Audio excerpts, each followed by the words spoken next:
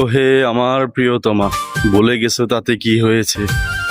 মানুষ তো নিজ হাতেও কবর দিয়ে বলে যায় যে এটা কার কবর ছিল। জীবনের হিসাব মেলে না ও দয়াল, জীবন পাগল স্বপ্নে তাকে দূরে চলে যেতে দেখে চোখে জল চলে এলো। চোখ খুলতেই অনুভব করতে পারলাম যে ভালোবাসা জেগে থেকে নয়, ঘুমন্ত অবস্থায়ও কাঁদায়। আজও পারলাম না আমার মনকে চিনিতে। আমি পাগল হওয়ার আগ পর্যন্ত তোমাকে ভালোবাসবো। তোমাকে ভালোবেসে আমি যেদিন পাগল হয়ে যাব, সেই দিন পাগলের মতো রাস্তায় রাস্তায় ঘুরবো। আর তুমি ওই দিন সমস্ত মানুষের সাথে পাগল উপাধি দিয়ে পাগল সারা দুনিয়া চলে না।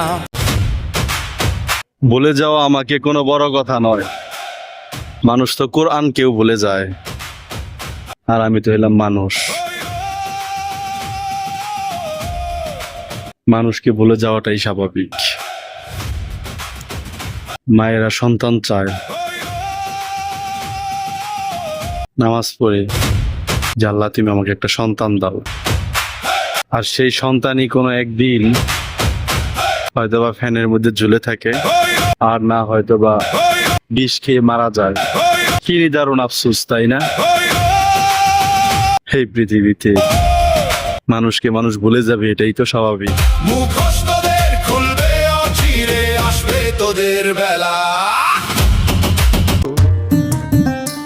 এই পৃথিবী থেকে কারো বিশেষ কেউ হওয়ার ভুল ধারণা থেকে বের হয়ে আসে। একটা জিনিস খেয়াল রাখবা, পুজো শেষ হওয়ার পরেও ফুল আবর্জনা হিসাবে ডাস্টবিনে ফেলে দেওয়া হয়। আমি তো ভালা না, ভালা লইয়াই থাইকো, তোমার মতোই থাক। জীবনে অনেকেই অনেকভাবে কষ্ট দিয়েছে, কিন্তু তোমার মতোই থাক। তোমার মতো অভিনবত্বের কায়দায় আমাকে আর কেউ কষ্ট দেয়নি। আমি আমার মতোই থাকবো, ভালো খবর নেই। প্রেমে পড়েছ বন্ধু? তবে শোনো, ধ্বংস হওয়ার পরেও ধ্বংস হয়ে যায়, এর নাম ভালোবাসা। যার কোনো ওষুধ বিক্রি হয় না।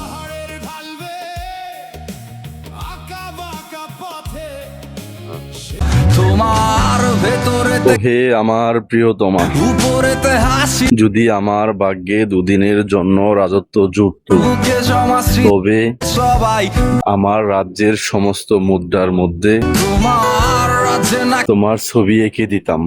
হ্যাঁ, দেখেনি তো কেউ একবার, তুমি ছাড়া তোমার বেদন কেউ যে বুঝবে না। আমি হাসতে হাসতে নিজেকে বরবাদ করে দেব।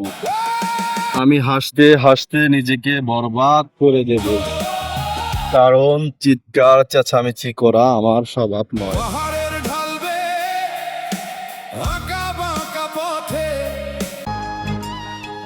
মাকড়সারা জন্মানোর পর নিজের মাকে খেয়ে ফেলে, আর তুমি সুদিন দেখার পর তুমি তোমার আপনজনদেরকেই ভুলে গেলে। তো হে আপন মানুষ, কি দোষ ছিল আমার, যেভাবেই তুমি আমাকে কষ্ট দিবে? ভব নদী অশান্ত আজ পার করো।